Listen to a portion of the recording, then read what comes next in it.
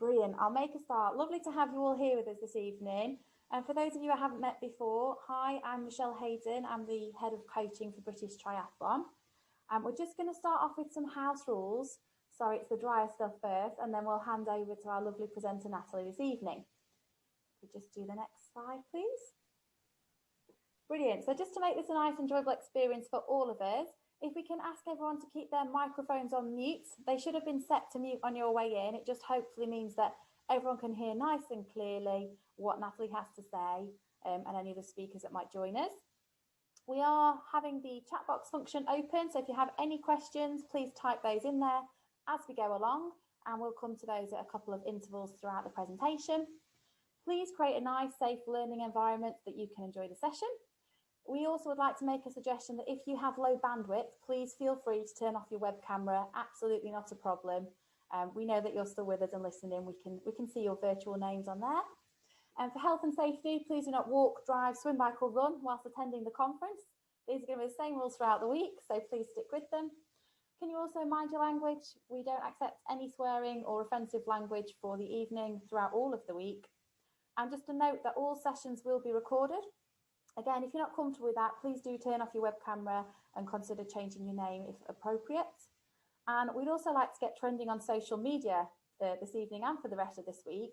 So if you want to share any of your experiences with us on any of our social media platforms, either Triathlon England or British Triathlon, please use the hashtag #TheBigReboot and share your experiences and what you're getting out of the sessions. Just a final disclaimer, we do reserve the right to ask anyone with negative attitude or behaviour to leave the conference, and we will be putting you back in the waiting room. That's everything from me. So without further ado, now on to what you've all joined us for. I'd like to introduce Dr Natalie Brown to talk to us about coaching females. Thank you, Natalie. Thanks so much for the introduction, Michelle. It's really great to be here tonight and hopefully talk to you around coaching female athletes. We will focus mainly on the menstrual cycle this evening for considerations when we're coaching and training female athletes. But I suppose before I jump straight into it, so I'm Natalie. I am a researcher based out of Swansea University, and my area of research is all around female athletes and the impact of the menstrual cycle, whether that's on anything from participation in sport, so getting females involved, keeping them active, all the way up to elite sport, Olympic level. How does specific factors relating to female athletes impact on their performance? So as I said today, the focus predominantly will be considering the menstrual cycle, but to really get started, to give that kind of broader awareness that actually there are different factors specific to female athletes that might influence their training and how you coach them. So whether that's anything from the pelvic floor, breast health, if they're taking any form of hormonal contraceptives, and also the psychology, so just actually the preference in conversations and support, so many different factors around that as well. But today we're going to focus around the menstrual cycle. I have put a quick reference there on the side. There's a really good paper, Considerations for Coaches Training Female Athletes, by Guy and Kirsty. So that might be one to refer to. We can happily share that if you'd like more information. And that covers all of these different areas.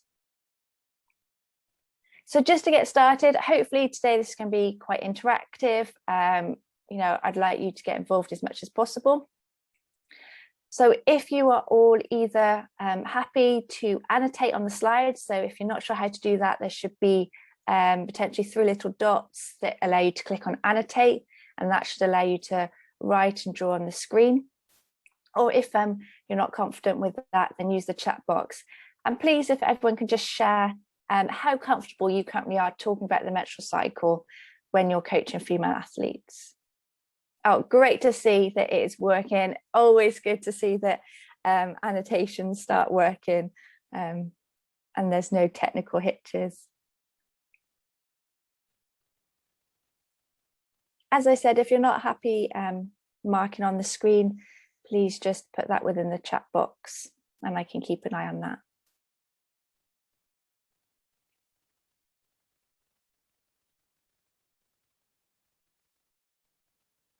Just leave that a couple more minutes for you to find those dots and add it on.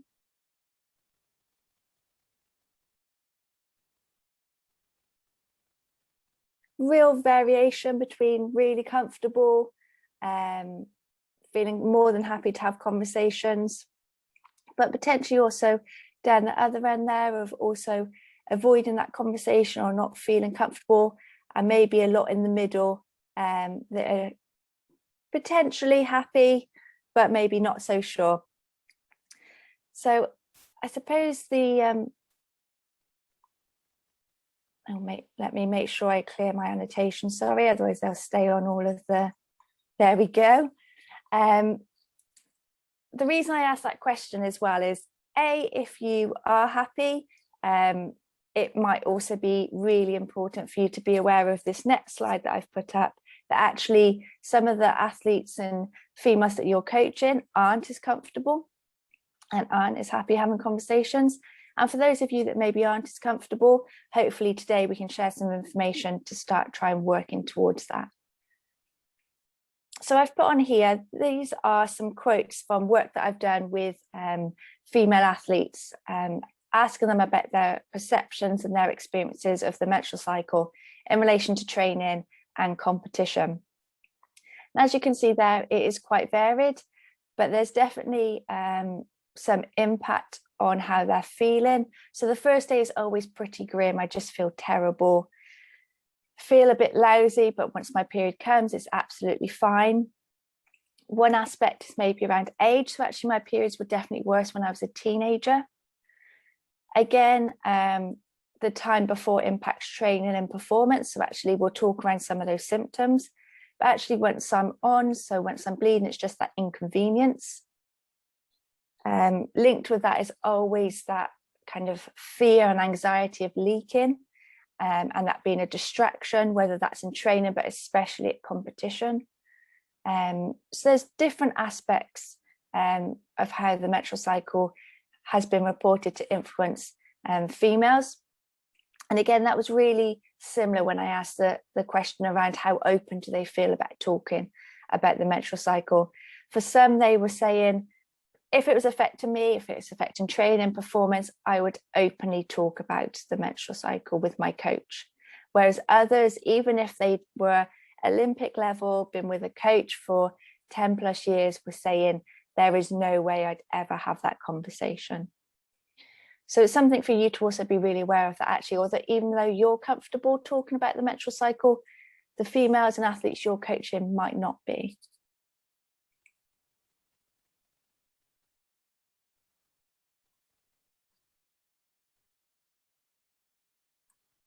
Sorry, technical hitch here. I can't actually change my slide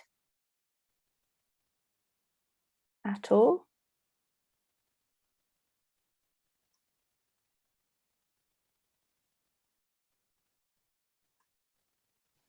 Do you want to try unshare? Hopefully, there we go. Sorry, technical hitch there. There's always a technical hitch, don't worry. We're back now. So to get started, really talking about the menstrual cycle, this is what I'd like to call a kind of a 101. So just some brief facts about it to get started for those that might not be familiar. So remember, the menstrual cycle is a biological process. Therefore, it's not something that we should be worried about talking about or hide. There's so many other biological processes we talk about when we're coaching females. Think about the menstrual cycle exactly the same as that. It's also important to remember it's not just the period, so it's not just the time of bleeding, it's actually a cycle of repeating fluctuating hormones that happen ranging from that 21 to 35 days. So on average, we typically described as a 28-day cycle, but actually that's a normal cycle can be anything from 21 to 35 days. And as I've put there, in adolescence, that can actually even be a little bit longer. Day one of a cycle is characterized by the bleed, known as men's menstruation or period. And also, on average, females start their period around the age of 12, but that can actually vary anything from age 8 to 15. So again, as a consideration, maybe for anyone coaching slightly younger athletes, that there's to be aware of actually the time that you might start talking about the menstrual cycle and considering it when we're training. Okay, so if I just move then on to the next slide. So this is actually what the fluctuating hormones look like if we put them onto a graph. So as I said, day one is day one of the period. And then we've got 4 different phases that can be really helpful in categorizing what symptoms females might experience across this cycle. So if we start off with the early follicular phase, sorry, no, I can't, just going to clear those drawings so you're able to see everything okay. So if you start off there, day one is the period, so the early follicular phase. You then go into the late follicular phase, which is when you get this peak in estrogen, which is the orange line on the graph. And that's prior to ovulation. We then go into the mid-luteal phase after ovulation, which is when you can see both estrogen and progesterone start increasing before reaching a peak and then declining within this late luteal phase, which is what we associate and normally are familiar with those premenstrual symptoms. So there are 2 other hormones involved within the menstrual cycle called luteinizing hormone and follicle stimulating hormone. And they're the 2 that interact with the brain and are released and control the increase and decrease of estrogen and progesterone, which are released from the reproductive system.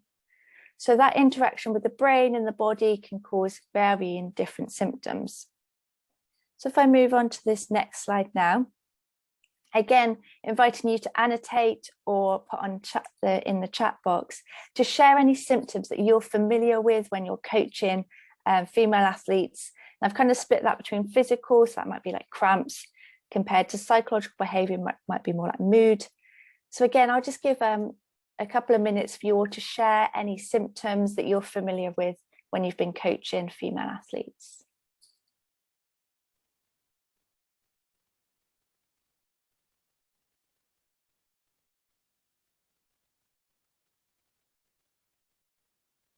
Definitely bloating, tired. Poor sleep is definitely a common one as well. Exhaustion, so that kind of tired exhaustion, maybe lower energy levels. Pain and cramps, that is the most common symptom experienced by females when it comes to the menstrual cycle. More from a psychological behavior perspective, lack of motivation, negative outlook on training, definitely that tearful emotional reaction. I'm just going to check the chat box as well. Poor sleep, breast soreness, yes, that can be really common to actually have more tender breasts or pain in that premenstrual phase. Bloating, irritability. What else have we got? Feeling hot. So again, yeah, that perception of changing in temperature that occurs post-ovulation that can make it feel much harder. Uncomfortable. Just going to go back to a few more on the slides. Lack of motivation.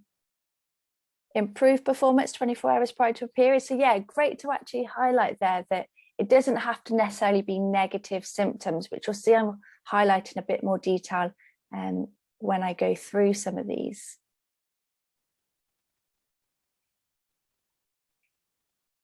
Fluctuations in confidence, that is also definitely something that we'll pick up on, because it might be something to consider when you try a new skill or try challenging or something that's new and different compared to when there's maybe less confidence and you want something that's maybe a bit more familiar.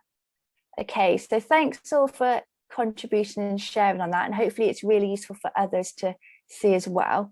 So I'm just going to clear those drawings first of all before moving on to, these are some of the most common reported symptoms that females experience.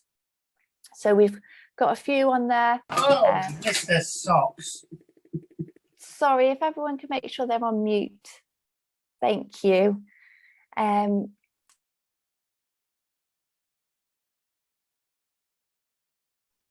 Okay, I'm now back off mute as well. These are common symptoms experienced by female athletes. As you can see there, you've got a combination of physical, so anything from abdominal cramps, bloating, really heavy bleeding, bad skin. GI is gastrointestinal disturbance, feeling sick or nauseous. And then on the other side, with where we were talking more of the psychological and behavioural, that can be anything from worry and anxiety, being distracted, emotional, mood swings. There's so many different factors that can be affected, which is why we need to consider it when we're talking about working with and supporting females. So if I go through those symptoms of how they might occur throughout the different phases. But first of all, in the follicular phase, we've got the time where there's blood loss, stomach cramps. So at the start of a period, it can be quite negative, but actually towards the end of that time of bleeding and within that early follicular phase, there can actually be increased motivation and a real clarity and focus. So all of a sudden, actually, performance can be really improved, feel really motivated. So there's a complete shift potentially in how females are feeling within that phase. If we then look into that late follicular phase, so when estrogen is peaking, that increase in estrogen can increase confidence. So we mentioned confidence and that varying. This is a time when actually there's increased energy, increased motivation. And that could be a time to have really constructive conversations, try something new, push a little bit harder. Again, feeling really strong, managing high intensity sessions, having the physiology to do that because we're in more of a glucose glycogen metabolism during this phase. Alongside that confidence can be a time to really push training. It is important to be aware that there is an increased risk of injury, but that's associated with kind of tendon and ligaments because they can just become a little bit more lax as a result of the estrogen. So things like changes in direction can obviously, those sorts of things can be cause of a greater risk of injury, but generally kind of linear motion isn't, that shouldn't be affected too much. If we then look into that mid-luteal phase, so actually when both estrogen and progesterone are increasing, this is actually, we've kind of flipped in our metabolism and much more focus around fat metabolism. So actually endurance can be really good during this time. I feel like high intensity sessions are harder to achieve, but actually long endurance sessions are much easier. However, feeling sometimes, especially with more of that endurance of constipation and bloating, can make that feel more uncomfortable. Poor coordination and less risk taking, less confident is really common in this phase. So all of a sudden you've got a complete shift from feeling their most confident to potentially feeling much less confident. Increased body temperature, someone mentioned, which was great. That can affect that perception of effort. So when they're feeling hotter, something that normally feels maybe quite steady can sometimes just feel a little bit harder. But it's also a time when actually females might be really productive, really organized. So a time for planning, thinking about what's happening next, getting organized. So it might be really good having conversations around training plans and involving females within their plan at that time, because they might want that extra information that can help make them feel more confident and motivated. Natalie, we do have one question in the chat box from Christine. Just clarifying at the bottom of the screen that these phases are roughly representing each week. Yeah, so as you can, that's absolutely fine. Yeah, so I've put it as a 28-day cycle roughly. Just as I said, normally that's kind of the average with a 14-day ovulation. So it's kind of split very much kind of weekly across that. if the cycle is slightly shorter or slightly longer, obviously that can vary. So it might be just over or just under a week.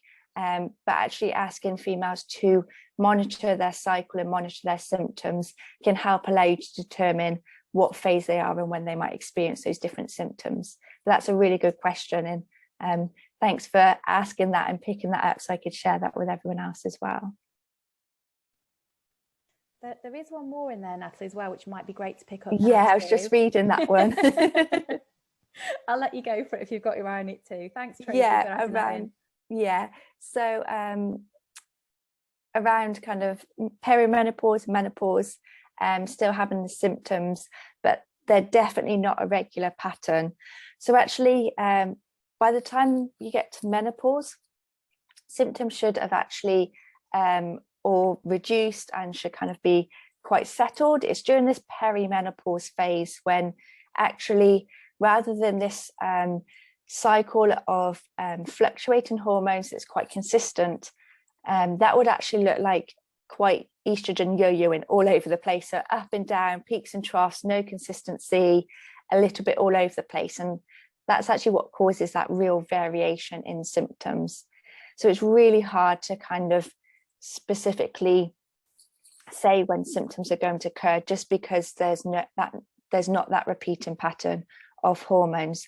So the best thing to do is try and monitor and track them and be ready just to respond, but also really help the female that you're working with understand that some days might just not be as good days, other days could be really, really good, but actually having that conversation is really important because it allows you to adjust and actually still make the most out of every single training session. There's no reason to have a bad session or a bad competition. Obviously, competition is much harder to control, but there's definitely additional factors that you can look at to try and help manage those symptoms, which I can kind of share some information as to where you might be able to access that. But I'm aware that that could be a whole nother hour session in itself if I start going into all of that.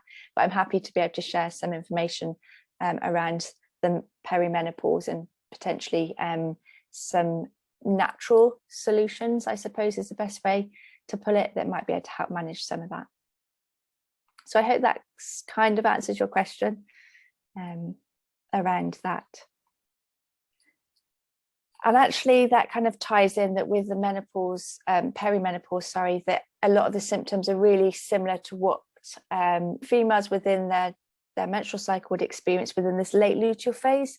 So this premenstrual phase, and that's actually a result of all of a sudden you've got this quite rapid decline in hormones, and that can cause feelings of increased stress, anxiety, headaches, much more fatigue, breast swelling and pain, and actually a decreased tolerance to that pain as well. Alongside also really common is to experience stomach cramps like kind of day before, and then that repeats again then at the start of the early follicular phase, where symptoms can be experienced at the start of the period. So these symptoms here are kind of quite common also that overlap with some of those perimenopause symptoms, but unfortunately within perimenopause they're not so predictable as to when they're going to occur. As I said, they can just be a bit all over the place. So having gone through some of those symptoms, I would, again, whether you want to annotate or so just circle or write in the chat function, what percentage of females you think reported that training is worse at some point within their menstrual cycle? So I'll just give you a few minutes to do that, and whilst you're going through that, I'll just check in the chat box if there's any more questions.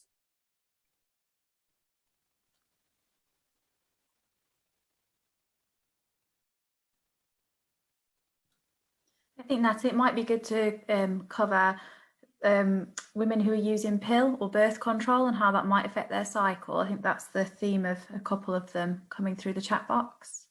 Yeah, so with a if they're taking any form of hormonal contraception, so not just the pill, kind of you've got different options as well now with the implant and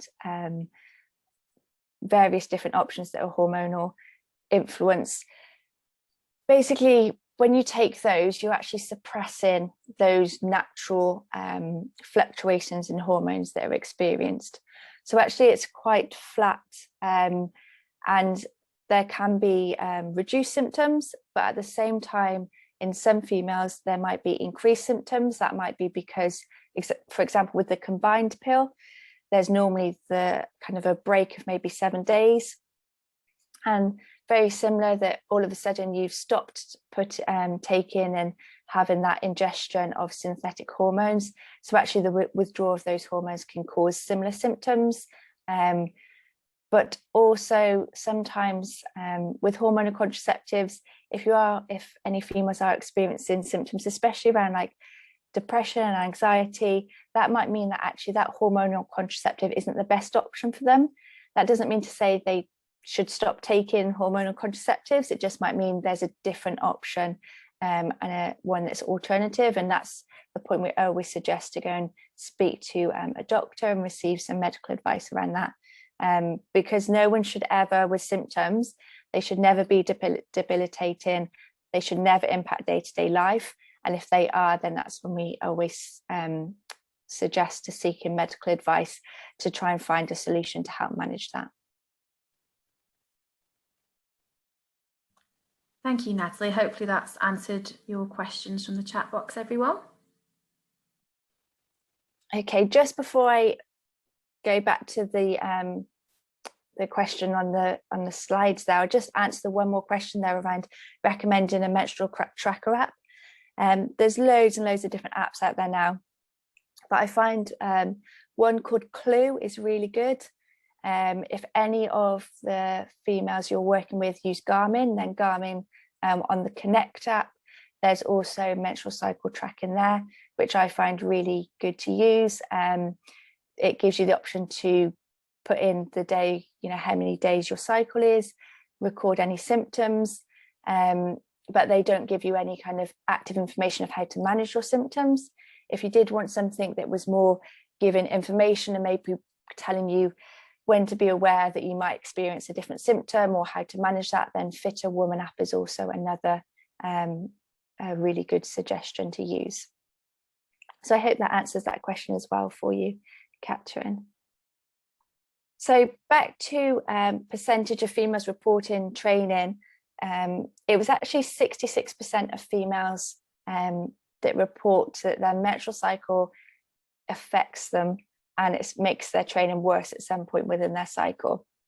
So actually quite a high percentage, and again hopefully is reinforcing the reasoning to make sure we are aware and also talk about the menstrual cycle with females that we work with.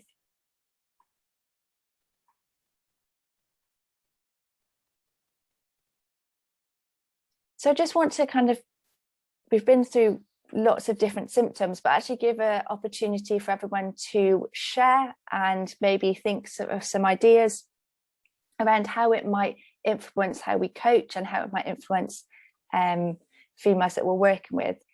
So the first symptoms I've put up here is fatigue and decreased energy levels. So that's really common in this late luteal phase. So when the hormone levels are decreasing, it can cause females to feel much more tired, have lower energy levels, and actually sometimes that can be really related to decreased motivation as well. So on this next slide, I just want you to, again, chat box or write on the screen, just to share from your experiences how having that fatigue or decreased energy levels might affect anything from participation to training within triathlon.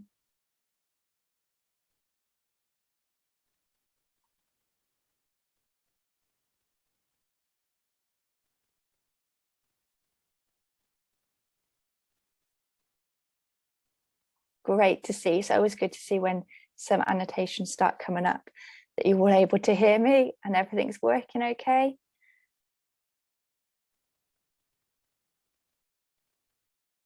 Okay, so loss of interest, cancelled training, reduced motivation, lower motivation and cravings for sugar. So yeah, sometimes that there's the combination of having lower energy levels, so wanting that sugar, but also the effect of hormones causing those cravings, loss of interest, lower results, difficult to get out early for sessions. So yeah, maybe actually getting up, getting going.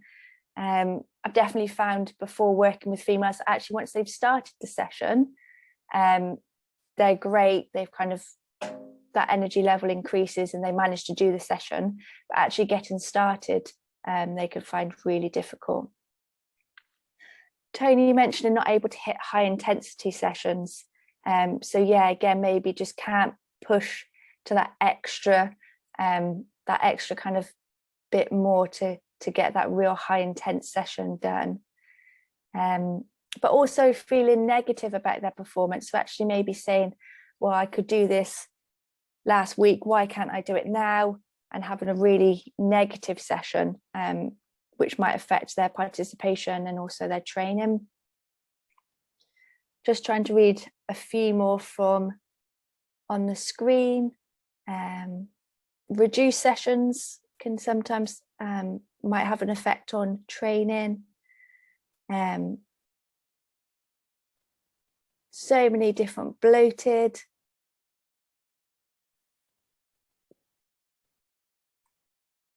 So there's lots of different ways. Body image, definitely, again, that's linked with that bloating, low confidence, feeling fatigued, might really actually affect how they perform within competition and training, just because of all those factors brought together. One of them on their own might not have had much of an impact, but actually all combined together, already feeling tired, maybe having poor sleep as well, decreasing those energy levels, changing mood, can all really affect how a female might feel in training and in competition. So if I just clear these so I can move on to the next slide.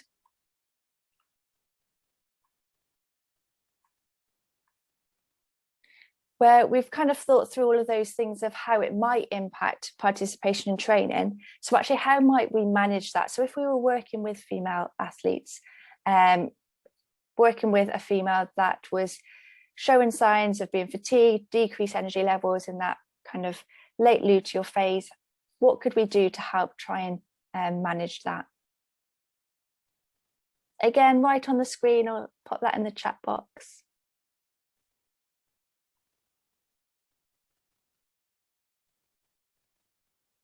Recovery sessions, 100%. So actually thinking about what type of session they're doing, so that actually it's not then a negative session. They don't come away feeling frustrated or feeling like they, you know, why are they doing that, having a negative experience. Instead, it can mean that they can still have a really positive training session. Again, that might link with that technique session that has been mentioned. And again, reducing volume and intensity, so it's more of a technical session. All things that can really help them. And Tony, you've put in there understanding, talking to them to adapt the training schedule. So again, that's really important straight away. It means that it doesn't mean that it has to be a session missed or a bad session, but actually by having those conversations, it can be adjusted and it can still be, you know, there's no reason not to train or not to be able to achieve a session. Well, so if we got on the screen, the rest week was at the worst part of the cycle.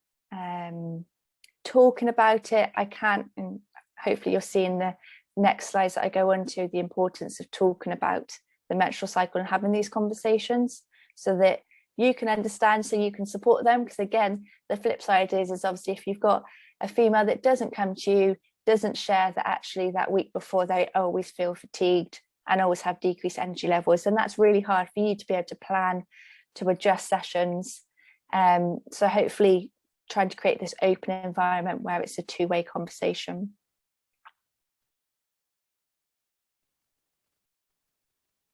Yeah, that's also great to give them confidence there. Try and erase scenario to practice in case it does coincide with their period. So giving them the confidence that they can perform. And then also there are obviously, not going into details today, but it's also to considering once they're aware of those symptoms, so through monitoring, become aware of their own symptoms, of then looking at actually how they can manage those. So actually, I'm sure there was diet and understanding cravings, that actually if they know they feel lower in energy and feel fatigued, actually what fuel can they make sure they take on board so that they're able to complete the session to help with those energy levels. Might need kind of, as I said, it's maybe more of a fat metabolism during that stage, so actually what fuel to take on board to be able to achieve those high intensity sessions. So rather than potentially having to avoid it altogether, trying to increase that awareness and then looking at solutions for how to manage those symptoms is really important.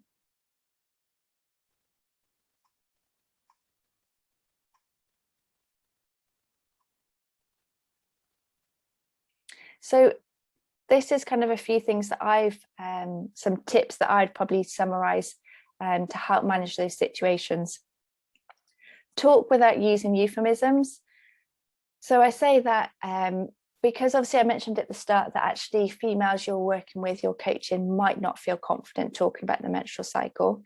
So actually, if you can have the confidence to openly say the words menstrual cycle, period, that shows them that you're confident, you're not awkward, you're not uncomfortable, which will really help create an environment where they're then also happy to talk and share how their menstrual cycle makes them feel in relation to training and performance. Natalie, we've got a really good question in the chat box about how might that work in a group environment. Any suggestions from your learning there? Yeah, definitely. I was going to say, if I can find the question, how does this work in a group environment? Yeah, so it's definitely, it is something to consider, because obviously one-to-one it's really easy to have conversations, but actually, you know, trying to have, I've kind of mentioned there a few times around an open environment. So actually, the more you can encourage everyone feeling comfortable talking about the menstrual cycle, that's really important, because actually you don't have to, it kind of links in with that next point that I've got there around promoting, monitoring and increasing self-awareness, because through doing that, hopefully each individual will have a increased self-awareness so that they can help manage their own symptoms. Having the conversation with you, obviously, so that you're aware, but rather than mean that you're having to completely reprogram everyone's sessions and trying to do that when you're in a group, actually, if they've got that awareness of themselves, they can come to you and say how they're feeling. But actually, the more their awareness builds up and the more conversations that you have together, the more that you'll find that actually they're able to manage their symptoms themselves, to the point that their symptoms don't have an impact on training and competition, because there's different strategies that they've used. So they know actually they get cramps really bad, so actually I need to make sure, whether that's any painkillers or having a hot water bottles are great, but not at all convenient for training, but you can get like stick on heat patches, so putting those on. So again, it's being proactive, and through that self-awareness can be really helpful. Hopefully that's helped answer that question within a group environment, but also encouraging them to talk to each other, sharing what works with each other. Again, that can really help with that, that openness, promoting, making it a really normal conversation, and trying to do that at an earlier age. So especially if you're working with younger athletes and younger females, trying to get that from the start can be really, really helpful, because then later on, it's just normal. It's not something that is hidden or feelings of embarrassment. It's just part of any other biological process, as I said at the start. Support systems, though, can also be, and again, that links in with that group and that group conversation, that actually, if you're in a situation maybe where you've got younger and older females, that having a kind of a pair system has been, we've done that before in swimming, and that was actually really successful. Just if any younger athletes don't necessarily want to talk to you, or they've got any questions, they've got someone they know they can go and talk to and help kind of share and learn how to manage those different symptoms as well. But again, that's also at opposite end, so going through perimenopause, that actually sharing, having open conversations, learning from each other as to things that have worked, helped manage different symptoms. Having that support can be better and more helpful than anything else. That they're able to have the conversations and they feel supported can make a huge difference on their confidence and how they're feeling. And then the last one I've put there is also access to menstrual products in training and competition. This is maybe potentially more for the younger age groups, but especially if they're just starting their periods and all of a sudden there's panic, anxiety around coming on their period, that if they know there's somewhere at training and at competition, someone to go to or a specific location, they can go and access menstrual products. All of a sudden that can be reduce a lot of anxiety and worry about bleeding and leaking through clothes. And that can also then really help initiate and start those conversations.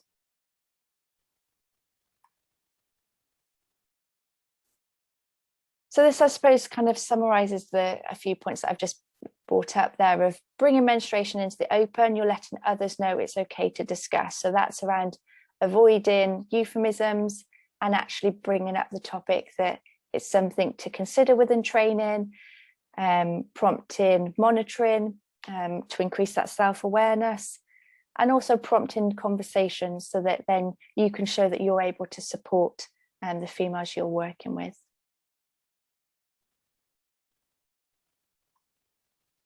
And here's some pointers really of how to potentially start that conversation. So first of all, clarity of message. So consider sharing an observation. So that might be, I've noticed you've mentioned for a few months in a row now that you're having really bad stomach pains. Is that related to your menstrual cycle? You can then say with the evidence, you're aware that that's really common for females to experience abdominal cramps when just before their period starts or for the first few days. Then really listen to actually what they've got to, what their experience is. A lot of females really feel it's important and supported when they're able to share how they're feeling and how it impacts them. And then that support. So what next? So actually, from what they've told you, how can you support them? What actions? And make sure you share those actions with the female that you're talking to or the group that you're talking to, so that they're able to have a confident and a positive experience from that conversation. And the more positive experiences they have of talking about the menstrual cycle, especially when someone's younger, but also across all age groups, the more likely they are to share and be able to feel confident to talk about the menstrual cycle. Because it is important to remember that things like social media, adverts on TV, they've all kind of portrayed the menstrual cycle in the past to be something that's secretive, something that you hide, something that's, a lot of adverts can almost promote this element of secrecy. No one will know you're on your period if you're using this product. And actually, it's about trying to maybe change some of those perceptions. So again, that could be across all age ranges, to really then allow, once you start having those conversations, that can really then help you support, and also for them to be able to manage them a lot better. Kind of put, yes, sorry, Michelle. Right early on, around, are participants more uncomfortable if their coach is a male? Which we didn't quite cover off. I just wonder if there's any top tips there, or if it's exactly the same for male coaches working with female participants. It is really varied. There is definitely, and unfortunately for males, because it's obviously not your fault at all, but there is definitely a perception that females feel males lack awareness or knowledge of the menstrual cycle, or maybe aren't as comfortable talking about it. So again, it's having that awareness and potentially knowing that you might need to show that you're open, show that you're confident and comfortable more than anything. Definitely not awkward. That's definitely the aspect that is normally discussed. So a lot of female athletes I've spoke to is just around they're more worried that talking to a male is going to make them feel awkward or make them feel uncomfortable. So really important to show that you're not feeling like that you're happy to talk about the menstrual cycle. So that's actually, it's just about maybe changing that perception, but also from a female coach perspective, that actually in some situations, it might be aware that actually a female you're coaching has completely different symptoms to what you experience. So still really listen, be aware, and how to support them, even if that's different from your personal experience. In some situations, you might not have any, some females experience no symptoms whatsoever. So it's just as important for them to be aware that you may be working with other females that do experience a lot of symptoms, and it does impact their training more so than maybe what you've had experience yourself. And I think that ties in really nicely with those kind of three kind of brief points that I've put in the box at the bottom there, of how to approach everything relating to the menstrual cycle there, of no silence. So talk openly and make it a normal part of conversation, same as you would with any other aspect of training, whether that's you've talked around heart rate or intensity levels. The menstrual cycle should equally be part of those determinants of performance. No secrecy. So where I've put there, say what you really mean, that's avoiding using euphemisms. So actually trying to say the words menstrual cycle and periods and be comfortable with that. And no judgment. So try and educate yourself. You're all here today, so you've definitely started that process if you haven't previously. And try and have that awareness of empathy that actually, and that sometimes is more important for female coaches, just because it might be different from what you're experiencing.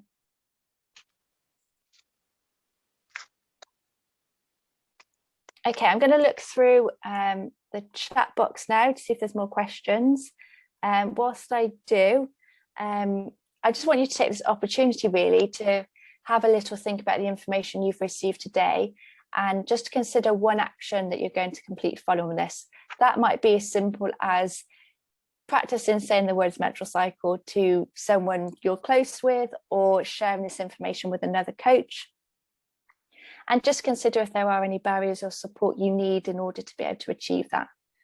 So I'll let you all kind of carry on with that whilst I just look through and see if I've missed any questions that have come up.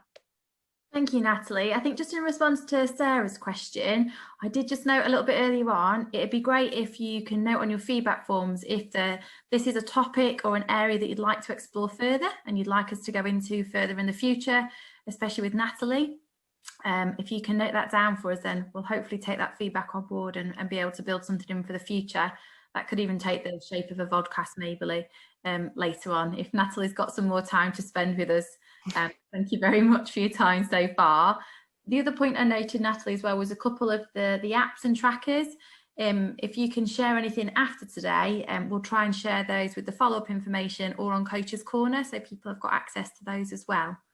So thank you very much for those points.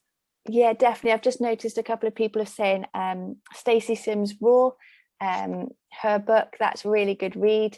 And then there's another read, if you wanted more information around kind of management of menstrual cycle symptoms, is by Lara Bryden, which is called The Period Repair Manual. But again, as Michelle's just mentioned, I'm more than happy to kind of put some of that information together to be able to share that with you following this session.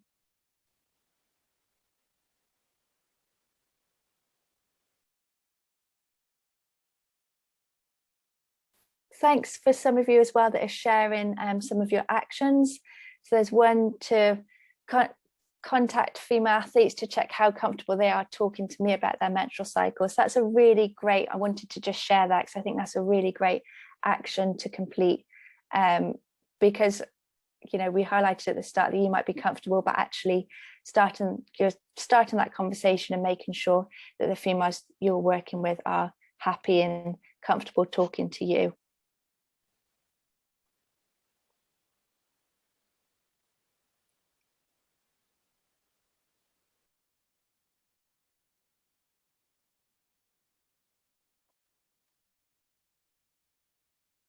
I'll just before we finish up, if I answer Abigail's question there around evidence that performance was not consistently impacted universally. For me, kind of what I'd probably take from these two is it is so individual, and it's so individual because every female will have a different experience of their menstrual cycle. So we'll experience different symptoms to different severities.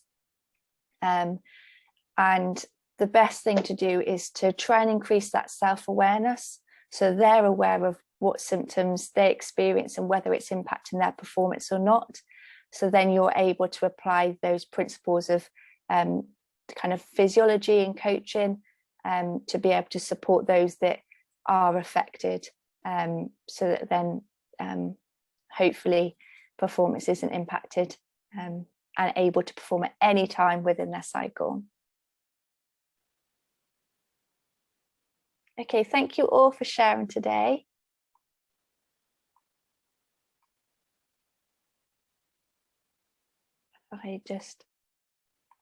There we go. Brilliant. I hope you'll all join me in some virtual clapping behind the mute buttons to say a huge thank you to Nathalie today for going through that. And I hope you've all got something to take away and try as you get back into your coaching practices moving forward. Please feel free to share your learning experiences of the conference so far on social media with the hashtag #TheBigReboot. Please join us again for some more sessions. The next one is at 2:45, and that will be a mental wellbeing session, and it's all about you. If you've not done sketchnoting before, then you're in for an absolute treat with Liz Birkinshaw next, so please do join us. I'll be on there myself in a few moments. You've just got time for a quick break. Please do share your feedback with us. Like I mentioned, there will be a feedback form coming out on Friday. If there's areas that you'd like to explore further, please let us know, and hopefully we can look into this with you in the future. Also look out for your virtual goodie bags. There'll be some great discounts from varying partners and special offers that will come out in your inbox on Saturday. And if you've got any questions that you don't feel have been answered or you think about after today, please contact us at coaching@British Triathlon or clubs@British Triathlon. And a huge thank you, final thank you, to our presenting partner, Yellow Jersey Insurance and Cycling, and also a massive thank you to Nathalie Brown for sharing this evening with us. Thank you all very much. I wish you all a safe evening. And thank you for joining us and not going to the beer garden on the first day. Thank you muchly, everyone. Take care. Hopefully see you in another session this week.